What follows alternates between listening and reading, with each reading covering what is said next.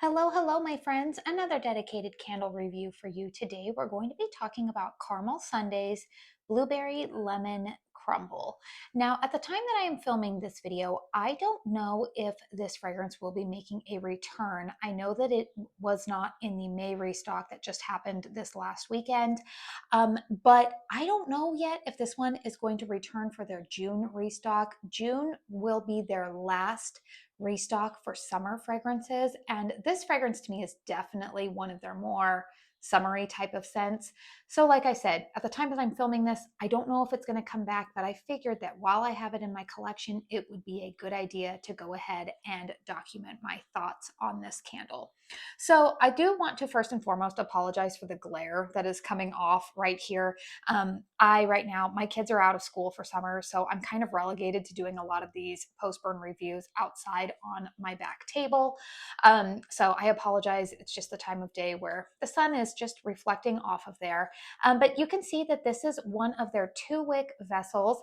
It has approximately, I would say 18 ounces, I believe. It's marketed as saying 22 ounces, but that is the size that the vessel can hold. It really is, when you look on their website, it's about 18 ounces of 100% soy wax. Caramel Sundays is a small business out of Monroe, Georgia, that prides itself in sharing non-toxic fragrances for the home as well as for the body. They also have car diffusers, all sorts of fun stuff. The way that they have their candles available, I've already talked about at length, so I'm not going to beat that dead horse here. But you can watch some of my other Caramel Sundays videos if you want to know how to shop with them. Okay, blueberry lemon crumble. We have fragrance notes here. Top notes, lemon, crumble cake. Mid notes, blueberry, milk, butter. Base note of vanilla. So, interestingly enough, you guys, this was one of the candles that when I talked about what was on my wish list for the April restock, this was one that I had on my wish list, but I was like, I don't know. Like, I have already had blueberry lemon scents already. I might be kind of over them. Maybe it's just repetitive. And it was funny because when I uploaded that video, Sierra, one of the owners of Caramel Sundays, DM'd me on Instagram and was like, no, you're going to want this one. It's really good. And she was not wrong. This was, in fact, probably one of my favorite candles that I purchased during the April restock. So, what does it smell like to my nose? You guys, this is a unique fragrance. And I think the best way that I have heard some other people describe this, when I got it in, I definitely smelled citrus. I smell like a sweet lemon in there. But I do smell an aspect that it's different than just like your typical fruity type of fragrances. There's something a little bit more gourmand. Maybe I don't want to say bakery because it's not like a cupcake or anything like that. It's interesting that they say crumble cake because it does remind me a little bit of like kind of like a breakfast. There's something about this that it was funny. It reminded me of a breakfast food. And sure enough, other people started telling me, they were like, yeah, you know what it smells like to me? It smells like Trix cereal. And I was like, oh my gosh, you have nailed it. That is actually what this fragrance reminds me of. It reminds me of Trix cereal. You know, Trix are for kids. I haven't had Trix since I was a kid. Maybe I should test that theory and try getting some as an adult.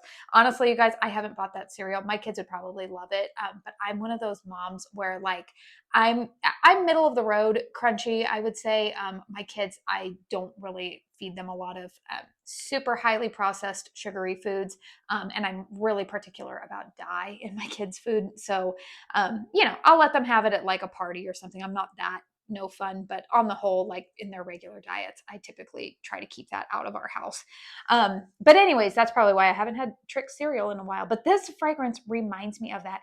I do get a hint of blueberry in here. It's kind of like a candied blueberry. Reminds me a little bit of the blueberry note that I love from Homeworks' Farm Stand blueberry. That's the note that I get in here.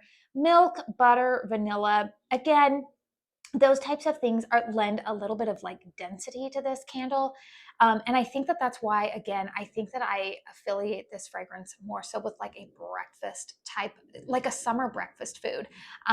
It's a very, very nice fragrance. So if you are somebody who likes the smell of Trix cereal, I would definitely encourage you guys to check this one out. It is definitely a very different fragrance than most of like your blueberry lemon muffins or blueberry lemon, any kind of other blueberry lemon fragrance I've tried before. This is totally separate from that. It's very unique and I do appreciate it. And I really, really hope that they bring it back in the June restock because this is a fragrance that I do want to have in my collection again. I'm not sure that I probably would purchase another one if it were to come back for June, honestly, just to have it for next year.